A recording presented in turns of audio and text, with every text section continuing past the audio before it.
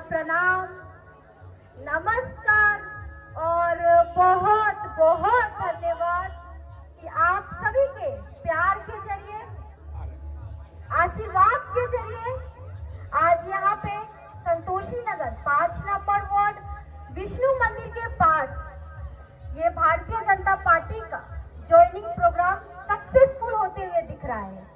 इसके लिए मैं आप सभी का आभारी हूँ।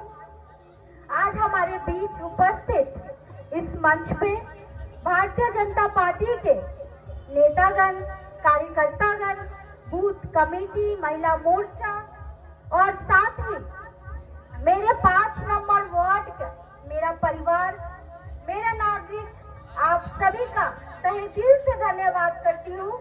आपकी बेटी का हमेशा से सपोर्ट और प्यार दिखाने के लिए। आप सभी ने गुड्डू जी की बातों को सुना, जो मेरे बड़े पापा हैं। आप सभी ने महिला मोर्चा प्रेसिडेंट की बातों को सुना और यहाँ पे जितने हैं राजीव जी की बातों को सुना।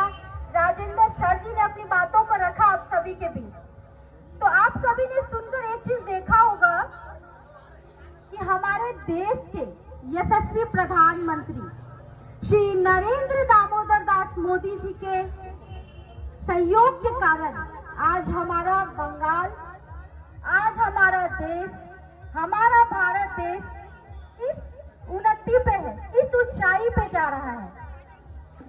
यही कुछ साल पहले की बात थी जब हम लोग सिलीगुड़ी से या 5 नंबर वार्ड से जब कहीं अपने देश से बाहर जाते थे तो हमारे देश के बाहर के लोग हमें एक नीची नजर से देखते थे कि अच्छा आप लोग क्या भारत से आए हो। तो वो लोग समझते थे कि भारत देश मैंने कुछ नहीं किया है। लेकिन आज का ये दिन है कि हमारे मोदी जी के कारण हमारा देश आज उस उन्नति पे है कि अगर हम दूसरे देशों में जाए तो हमें एक अच्छे सम्मान के साथ देखा जाता है। और वहीं अगर हम दूसरी तरफ अपने पश्चिम बंगाल की बात करें तो जब हम अपने राज्य से निकलकर किसी दूसरे राज्य में जाते हैं तो हमें हमेशा से नीची नजर से देखा जाता है। क्यों? क्योंकि पश्चिम बंगाल सरकार डेवलपमेंट के नाम पे पीछे, भ्रष्टाचार के नाम पे आगे, सिंडिकेट राज हो, बालू माफिया हो, चाहे एक महिलाओं के लिए न्याय की बात हो, और अगर जहां बात न्याय की आ रही है तो आप लोग से यह बात भी छुपी नहीं होगी कि 1 नंबर वार्ड की उस बच्ची, नाबालिग बच्ची जिसका उम्र सिर्फ 16 साल था, उस बच्ची को एक विशेष कम्युनिटी की तरफ से लव जिहाद में फंसाकर उसको इस तरीके से मजबूर किया गया कि वो बच्ची अब खुदकुशी कर ली। और आज उस बात को हुए 7 दिन हो गए हैं, लेकिन पश्चिम बंगाल सरकार है, यहाँ कोई बड़ी बात नहीं होगी कि उस मुजरिम को सजा ना मिले, उनके परिवार को, हमारी बहन जिनका नाम पूजा था, उस पूजा को न्याय ना मिले, कोई बड़ी बात नहीं होगी। क्योंकि हम सभी ने ये भी देखा है पश्चिम बंगाल में कि आरजी कर की घटना, जहां एक मेडिकल कॉलेज की स्टूडेंट, आप लोग ने सुना होगा उस मामले को, कि जिनकी उनके पेरेंट्स ने उनको पढ़ा लिखा कर उस बच्ची को पढ़ने के लिए कोलकाता भेजे थे, लेकिन वहां पे किस तरीके से उस पर अत्याचार हुआ, उसका शोषण हुआ, जिसका न्याय आज तक उसकी फैमिली को नहीं मिला है। और ये 1-2 मामले नहीं है, कस्बा से लेकर माटीगड़ा, नक्सलबारी और आज एक सिलीगुड़ी के 1 नंबर वार्ड। तो मैं आप सभी से ये प्रार्थना करना चाहती हूँ, ये रिक्वेस्ट करना चाहती हूँ कि आप सभी पश्चिम बंगाल सरकार में परिवर्तन लाए, मोदी जी की हाथ को सशक्त करें। नहीं तो आज वो 1 नंबर वार्ड की उस बच्ची के साथ ऐसी घटना हुई है, कल वो हम लोगों में से कोई हो सकते हैं। हमें तभी भी ऐसा लगेगा कि हमें न्याय पश्चिम बंगाल में नहीं मिल पाएगा। हम सबने देखा है कि पश्चिम बंगाल सरकार या आज सिलीगुड़ी शहर हो, सारे रास्ते टूटे फूटे, ट्रेनें सिस्टम सही नहीं, थोड़ी सी बरसात में पूरा जिला जलमग्न हो जाता है। तो ये किस तरीके का डेवलपमेंट है पश्चिम बंगाल में?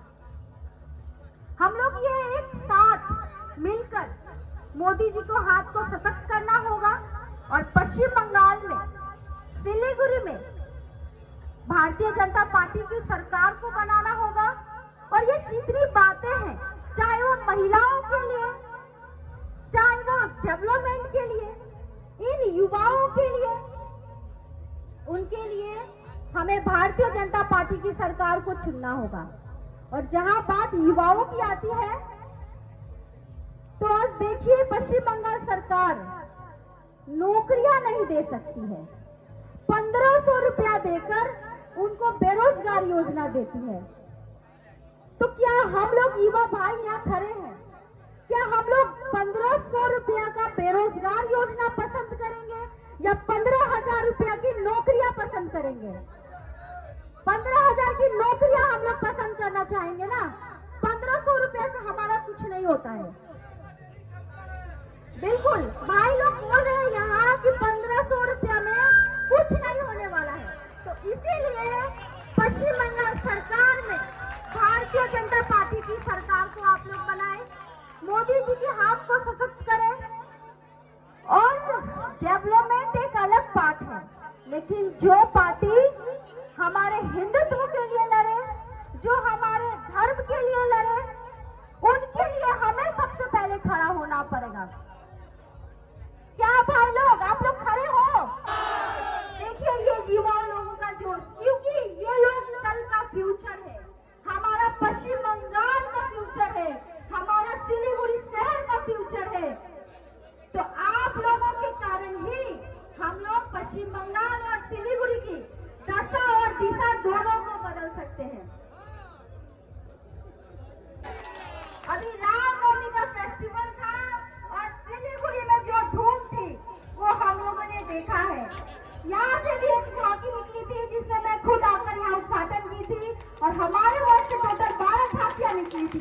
तो ये भी हमारी लिए जो राम को लाए हैं हम उनको लाएंगे, जो राम को लाए हैं हम उनको लाएंगे। घर में भगवा हम फिर से फहराएंगे, और जो राम को लाए हैं हम उनको लाएंगे। आप सभी का बहुत धन्यवाद करती हूँ, क्योंकि यहाँ विष्णु मंदिर के यहाँ पे आसपास जितने लोग हैं, माताओं बहनों का, भाइयों का, मेरे दादा लोग यहाँ खड़े हैं, सबका प्यार और आशीर्वाद मुझे जिस तरीके से हमेशा से मिला है, मैं आशा करती हूँ आपका प्यार और आशीर्वाद मुझे ऐसे ही मिलेगा।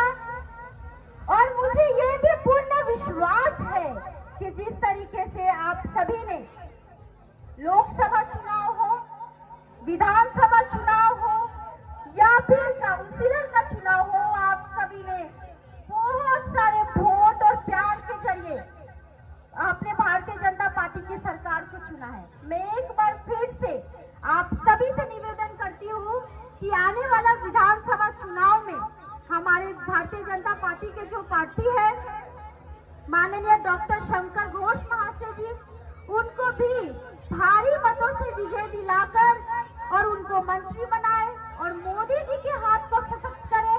मोदी जी के कर्मों पे हम लोग आज चल रहे हैं और मुझे पूरा विश्वास है कि आप सभी का प्यार जिस तरीके से मिला है आगे भी मिलेगा। और महिलाओं के लिए, महिलाओं का जो शोषण पश्चिम बंगाल में होता है, उसको बचने के लिए, युवाओं को रोजगार के लिए और डेवलपमेंट के लिए हमें पश्चिम बंगाल में भारतीय जनता पार्टी की सरकार को बनाना होगा। और आज मैं सभी युवा भाइयों को धन्यवाद करूंगी कि आज यहाँ पे एक ज्वाइनिंग प्रोग्राम है जिसमें 100 से ज्यादा युवाएं आज भारतीय जनता पार्टी को समर्थन देंगे, मोदी जी के हाथ को सशक्त करेंगे। मैं ज्यादा कुछ नहीं बोलते हुए और भी सामने वक्ता है अपनी बातों को रखेंगे।